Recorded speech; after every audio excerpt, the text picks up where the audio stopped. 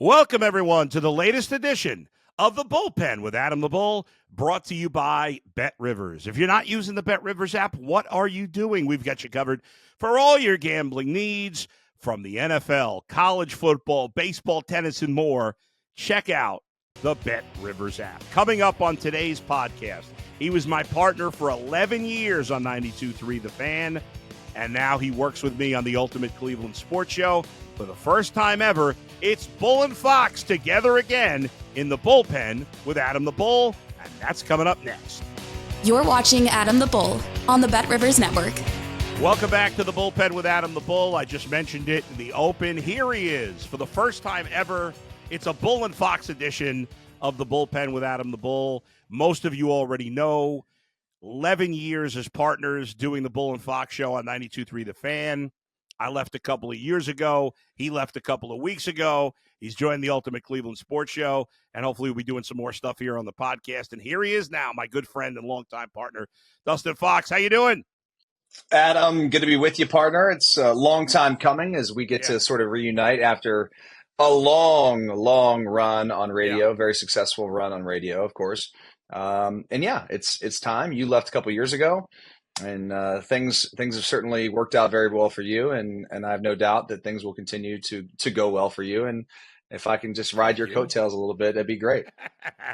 You certainly did not need to ride my coattails. You're doing great yourself. And obviously, so proud of how, it's funny, I haven't told you this yet, but, you and I haven't worked together in a couple of years. And so far on the Ultimate Cleveland Sports Show, you've been on 3 shows so far.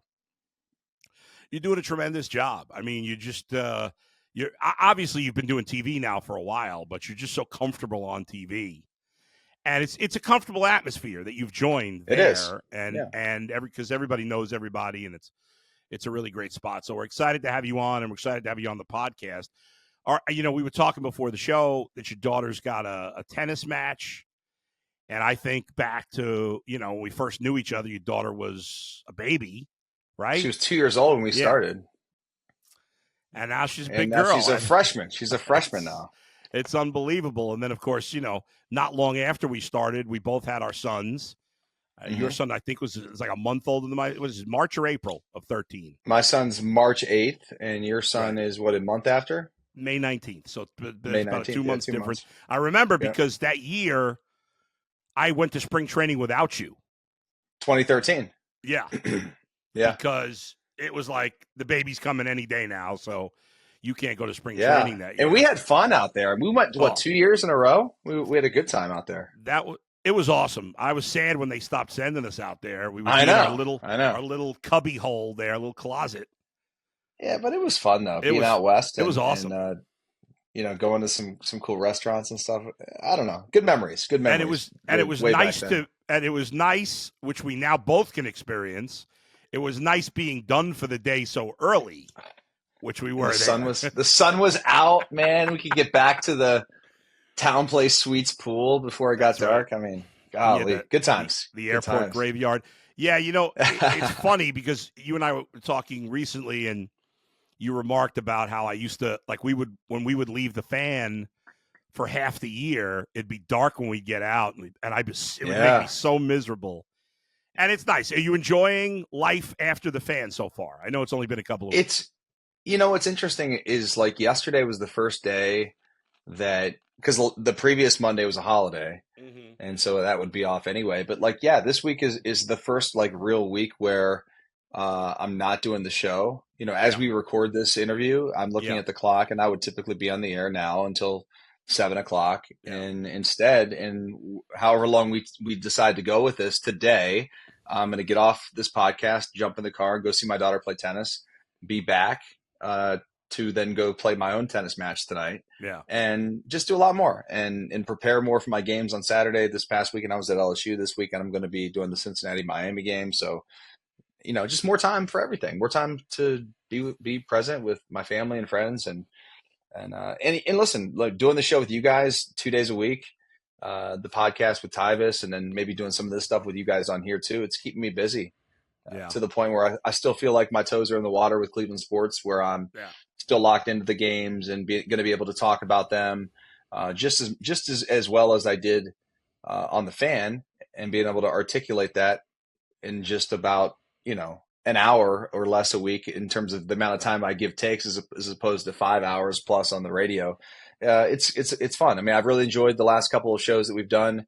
Certainly, this week's shows are a little interesting because we have the game to break down. We have the Deshaun Watson news to talk about and all these things. So, not a lot has changed in terms of like what I focus on, other than the fact that I just don't have to be on the air for 25 hours a week, which ultimately, some people may say, well, you're lazy, or it's not lazy. I'd work the 25 hours. I don't have a problem with that. I have the problem with the time slot and not being able to, like I said, at 4:30 today, I'm going to be at a tennis match instead of being on the radio talking about the Browns. So that's the deal, man. And I'm here with you, buddy. Yeah.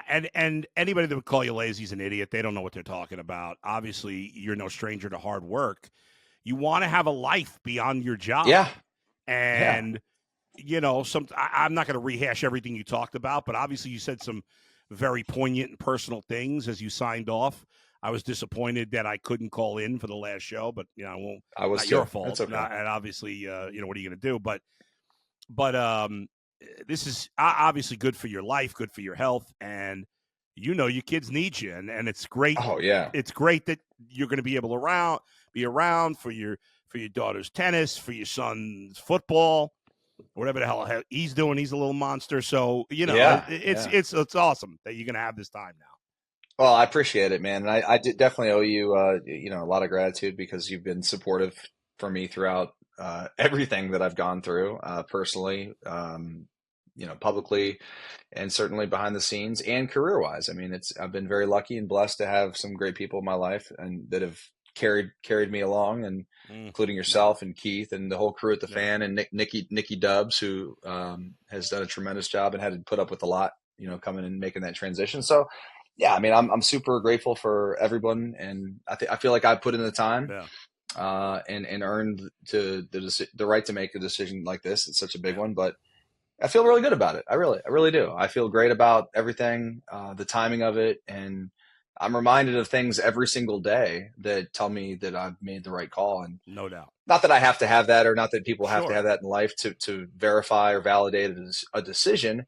But for me, it's been like green lights everywhere I look. And so it's really tough to look down upon that and say, man, I really wish I was doing that. Or no, I feel very confident, very convicted in where I'm at in life and where I'm headed and where God's taking me. So it's all good, man. And 2.5 years later, there are still moments and little things I miss about the station.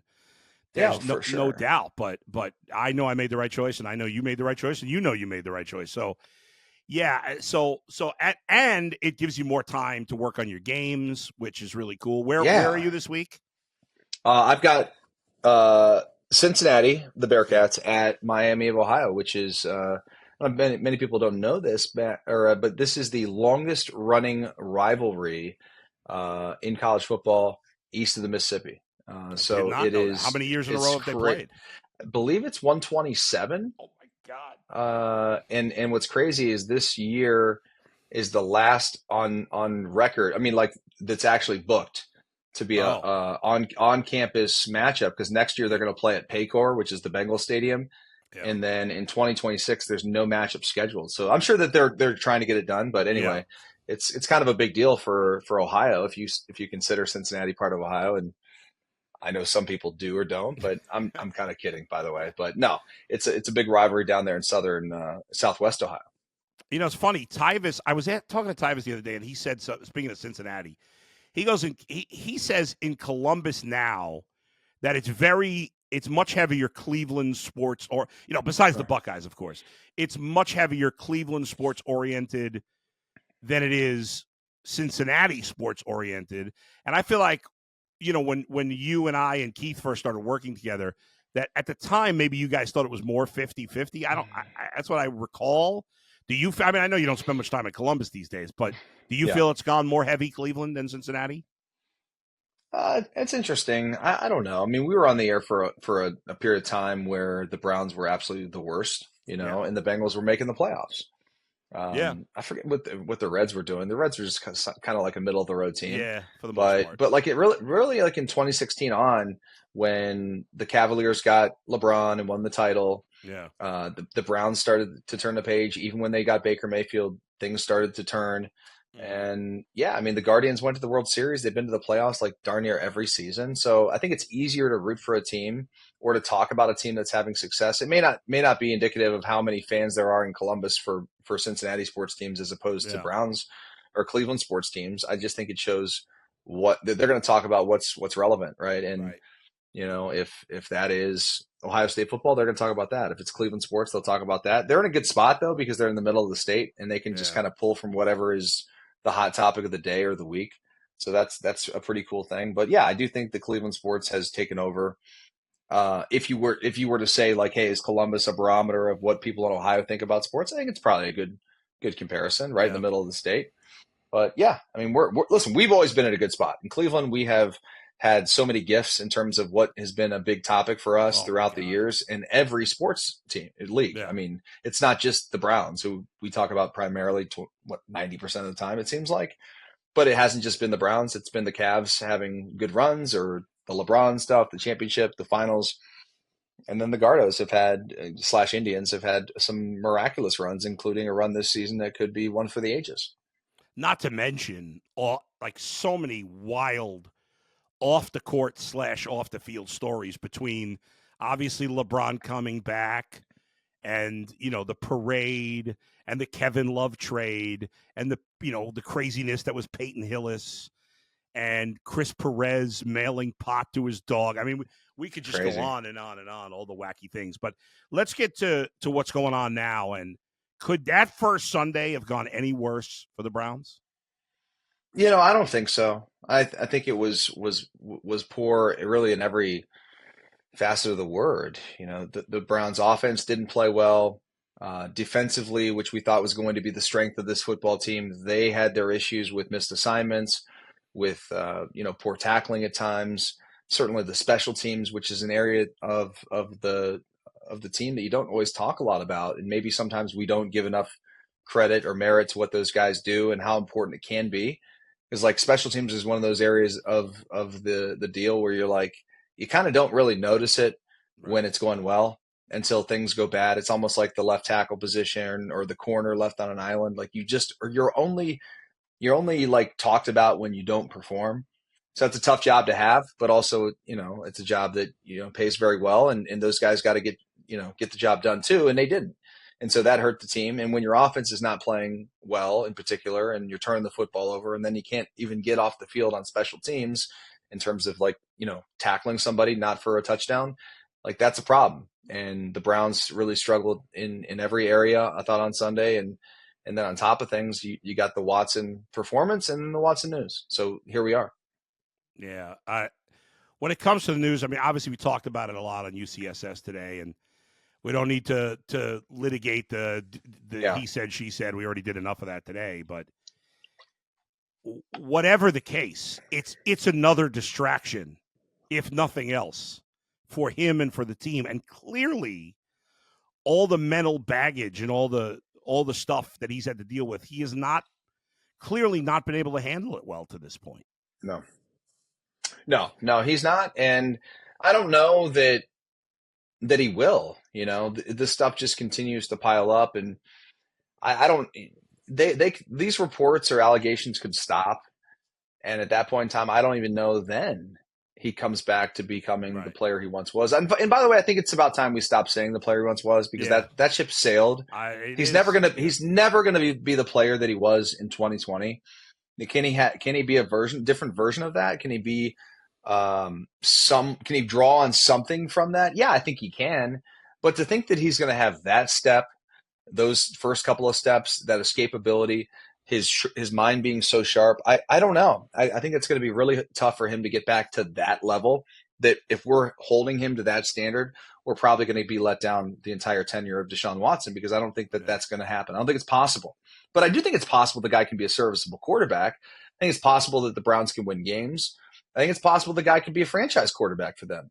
Will he be the same quarterback that he was in Houston? No. And again, that's okay. But we have to come to the realization that that's the reality.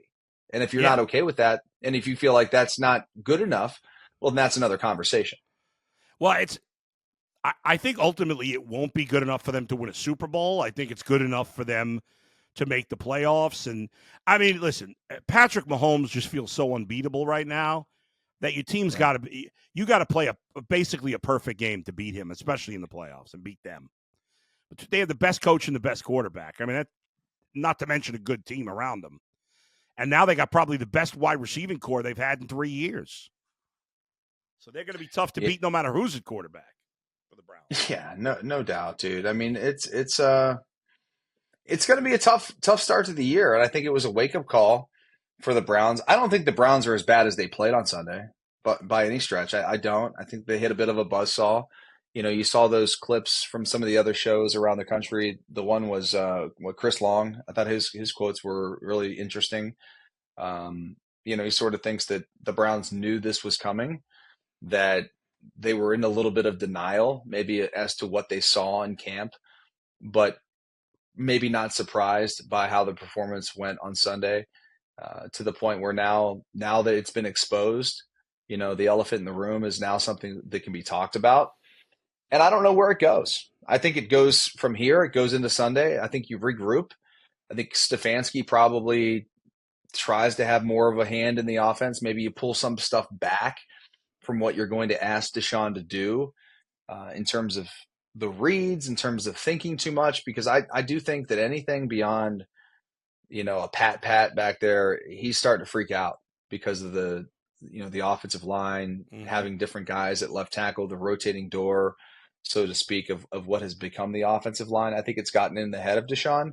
And so with that being said, they got to get rid of the ball faster and take a lot off of the plate of him. And then they also need to just try to run the ball more. Even though it didn't really work all that well on Sunday, I think you have to sort of stick to it and try to get Deshaun into an offense that has some rhythm built around the running game. And that's something they haven't really shown to do when he's been playing quarterback. They've shown it when they've got all these other, you know, guys in there, you know, whether it be, you know, PJ to Flacco last year. It didn't matter who was in there. They sort of found a way to get it done. And I wish they would sort of find a way to get it done with Deshaun Watson. Dustin, unbelievably. I mean, this is wild that this news, I don't know if you've seen this yet. Have you seen this? I have not seen anything. No, you can go ahead. Okay. So we have breaking news. And it's, what are the odds that you and I happen to be talking as this breaking news happens? Let me read you this. 680 The Fan appoints Andy Roth as director of programming. Wow. Andy Roth is departing his role as brand manager of Odyssey Sports 92.3 The Fan, WKRK FM, Cleveland, to join Dickey Broadcasting Company Sports 680 93.7 The Fan, WCNN in Atlanta. How weird is it that you and I are talking at 2:45 on a Tuesday afternoon and this news breaks? That is wild. Wild. Well, I mean, listen, Andy, owe a lot to Andy Roth and the, you know, what he's provided for us in terms of his leadership and you know, employing us, so to speak. I mean, he didn't sign the checks, but he certainly had a big role in that. And yeah, that'll be sad to see Andy go, because Andy, just like us, has been so entrenched in Cleveland and done such a great job building that station that, man, that's wild news. It's weird. And, you know, hopefully it's good news for our old producer, Keith, who should be a no-brainer for the new program director at the Fan, I would assume. But he's been ready for that job for a while. But it is, listen, there was certainly, we all had our ups and downs with Andy over the years, but certainly a lot more good than bad. I took a little pokes at him over the last 2 years for the way he, you know, wouldn't let me pop on the station and stuff like that. But overall, I have mostly good feelings for Andy. He gave us a lot of fun moments. He, to his credit, even though there was once in a while, he and I would get into it sometimes, for the most part, when we were rolling, he would just leave us alone and let us do our thing. Yeah. Yeah. And that was the best I respected part that, because, and no offense to Andy, but the first thing I think of when I think of Andy is, and I don't know if we've probably mentioned this on the air, but there was a time where I believe it was me, you, Keith, and Andy. I don't know if Spano or Lima were with us. I don't remember.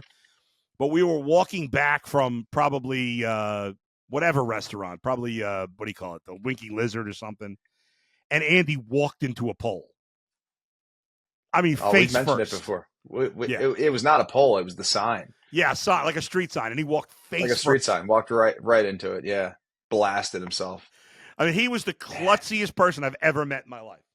I mean, we're trying to be nice to the guy here. He's leaving. It was funny. He didn't get seriously hurt. No, he didn't. I'm But a I mean, little surprised. what a lasting impression he's left on you, man. I can't. How do I forget? But man, Atlanta, that's a big move. I didn't expect to hear that. That is a big move. Well, listen, his kids are out of high school and in college, and they're doing well. So yeah, empty nesters, man. Yeah, doesn't have to deal with winter anymore down in Atlanta, I guess. But so good luck to Andy down in Atlanta. Hopefully the fan will do the smart thing. I got to call him. I got to call him now and text him and see what's going on. Yeah. I'll text him too. But wow, so big news. One other thing I want to mention. Well, it's been a weird interview because of this breaking news, but you and I haven't been on the air, obviously, since 2022. Yeah. So I don't think April 1st. April 1st, 22.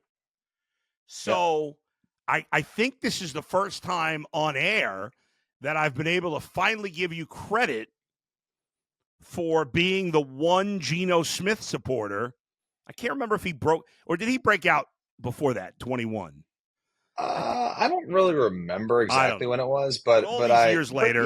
But I mean, listen, it's got to be. He sucked forever. It's got to be the all-time die on the hill take that is panned out after a decade. Like those takes it doesn't happen. Never. It's like you have almost no chance of those panning out. No, it's like when Colin was right. I mean, it's like when Dustin was right, but like 10 years, after the fact. Right. But I'll take it. Yeah, I'll take it. Will there be? I mean, there could be Sam Darnold. There's people that love Darnold might have a chance. There is a chance. I like Darnold coming out. Yeah, I like Josh Rosen. I don't think there's any chance. But to be honest, I just was rooting for him because he was Jewish, so I wanted him to do well. We needed a Jewish quarterback. We haven't had one. And what's your thoughts? Are you a Baker bro now or what? So. No, I'm definitely not a Baker bro. What I would say about Baker, I give him – listen, he played well last year. There's no doubt about it. And he played great in week 1. I still don't think he's a Super Bowl winning quarterback. I believe that. I also think that, first of all, like when he first left here, obviously that first year, his last year here was a disaster. His first year out of here was a disaster. And it's worked well for him in Tampa Bay. I don't think, and he's playing his best football since last year, no doubt. But I don't think he would have reached this level if he had just stayed on the Browns. That's how I feel. We'll never know. I think he needed to be humbled somewhat because there was questions in his last couple of years with the Browns. How hard is he working? Is he working as hard as he needs to in the offseason?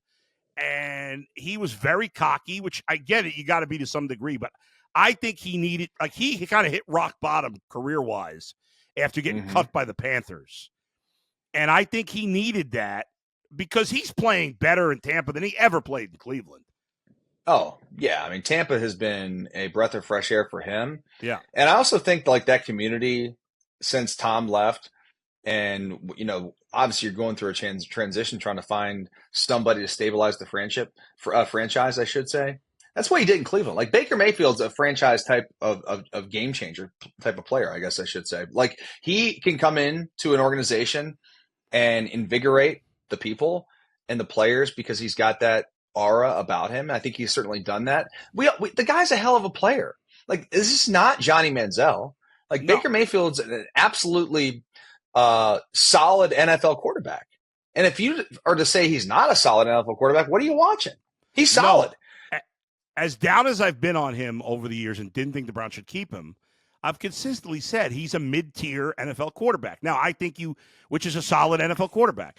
I don't think now maybe things are changing because we're seeing a lot. Yesterday, this week was the fifth least amount of average passing yards in like 20 years.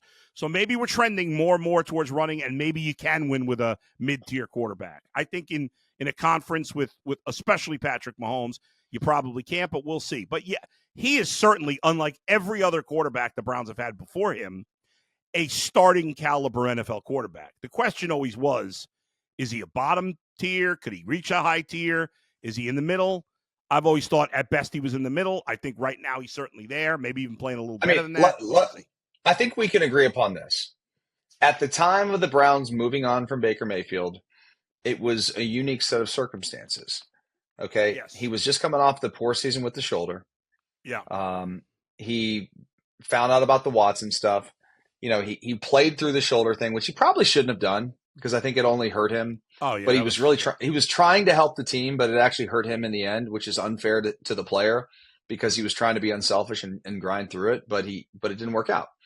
So there's that. The team threw him under the bus, then he threw the team under the bus. It was nasty. Point is, at the time, Deshaun Watson was a better option than Baker Mayfield. No okay, doubt. Deshaun, who we have here now, injuries, mental, all of it, is not a better player than Baker Mayfield. Hindsight is you'd be better off with Baker right now as your quarterback. I think everyone would agree with that. But it doesn't matter. At the time, just because a decision turns out to be proven right or wrong doesn't mean at the time it wasn't the right decision. That's fair. And I kind of feel like that's the case with the Browns right now. And yes, I'm not going to sit here and say, man, we screwed up the Baker Mayfield thing. Yeah, I mean, at the time, I thought I applauded the decision. Yeah, of course. It's been proven to be a bad move. Listen, to this point, there's no arguing. Could it change? Sure. To this point, it seems unlikely.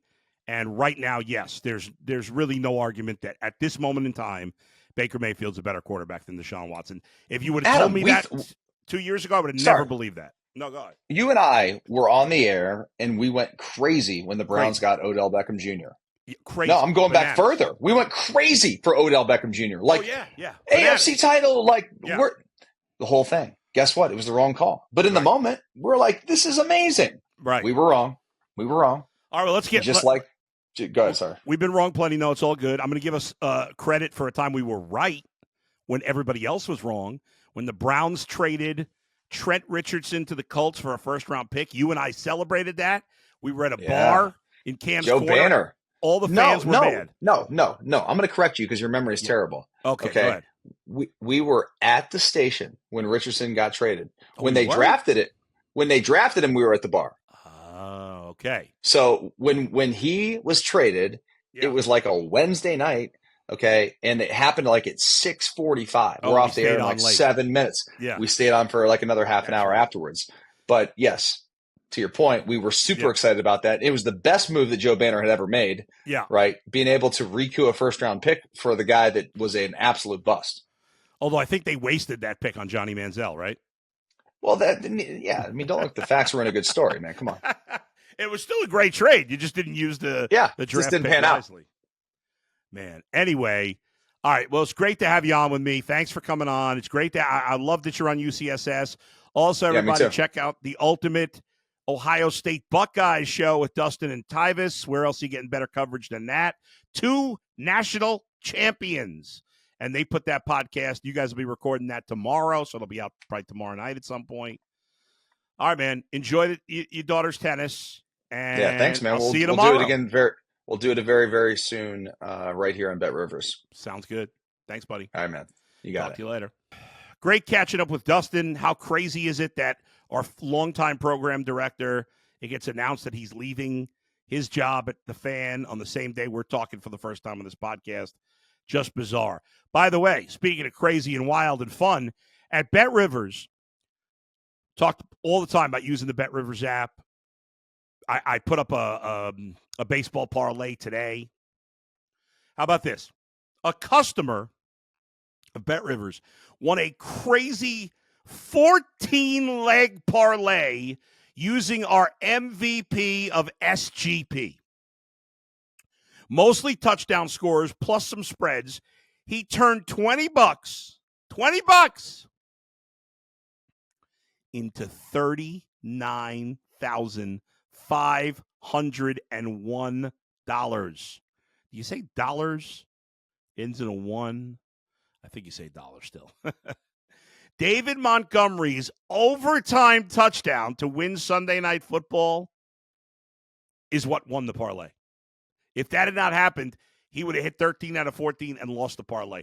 Literally won on the last play of the game. This is unbelievable.